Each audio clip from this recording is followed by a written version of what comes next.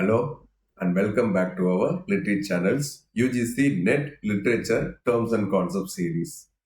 Today we are tackling one of the most revolutionary and politically charged concepts in post-colonial theory. A concept that has not only appeared in previous UGC NET exams, but it continues to reshape how we understand literature, language, and cultural identity in the post-colonial world.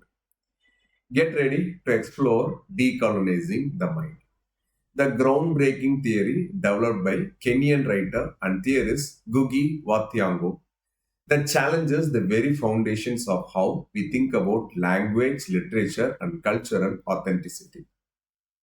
This cornerstone of postcolonial theory belongs to our critical theory and thinkers cluster and represents one of the most significant interventions in contemporary literary discourse.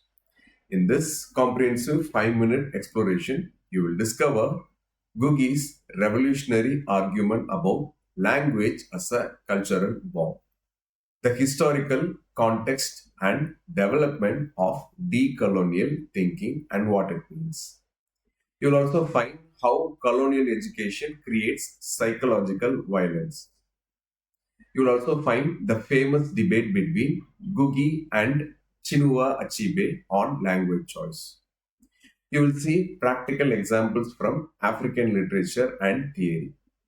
You will find connections to contemporary decolonial scholarship.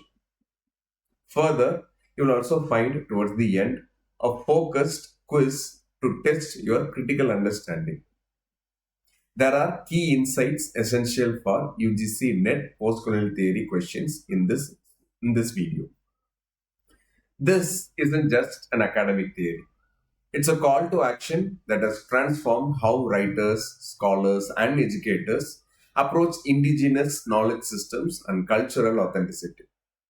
Understanding this concept is crucial for anyone who is serious about post-colonial literary studies. Don't let this essential knowledge slip away. Subscribe to Literature channel for more game-changing post-colonial theory concepts and watch the complete video to fully grasp this complex and vital theoretical framework. Hit that notification bell to ensure you never miss our critical theory breakdowns. Join us as we explore how literature can become a tool of liberation rather than oppression. Let's examine decolonizing the mind.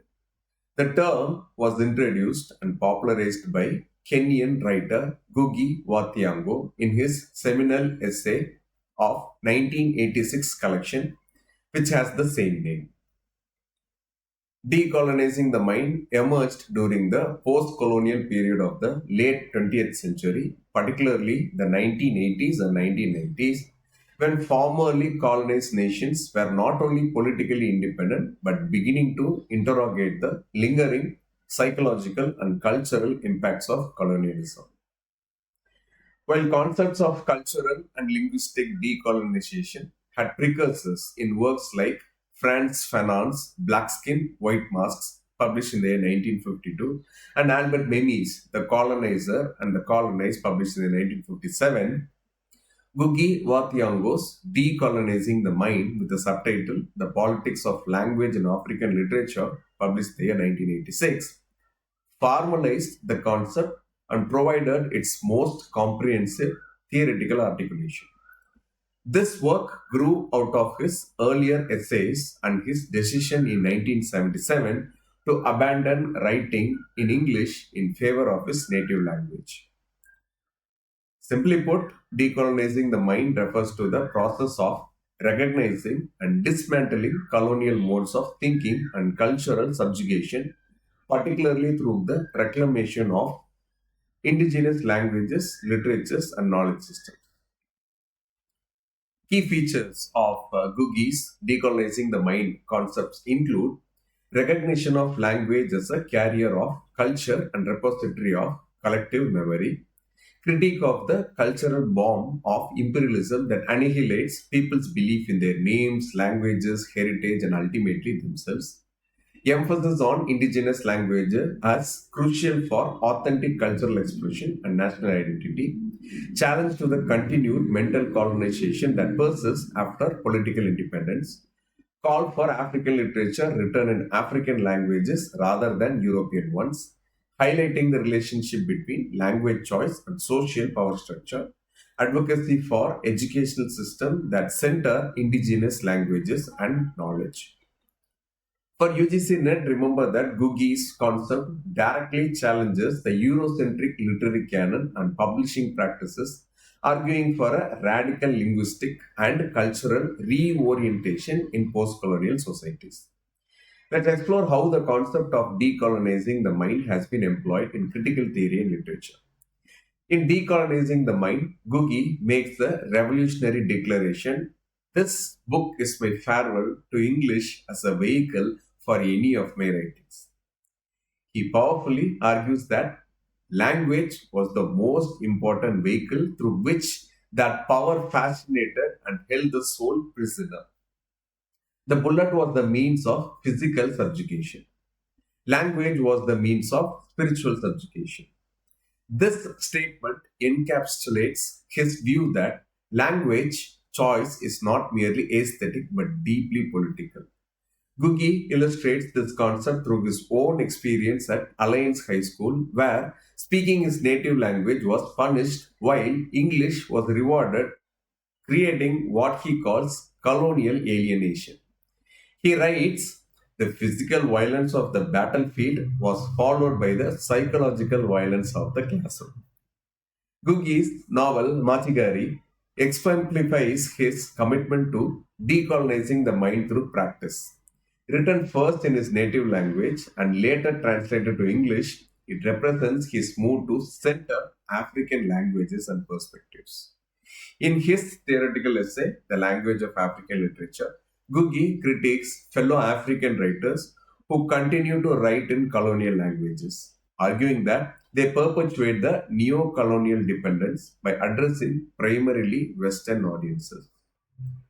Chinua Achebe presents a contrasting position in The African Writer and the English Language, in which he suggests that colonial language can be adapted to carry the weight of African experiences, famously stating that English has to be a new English still in full communion with its ancestral home, but altered to suit its new African surroundings.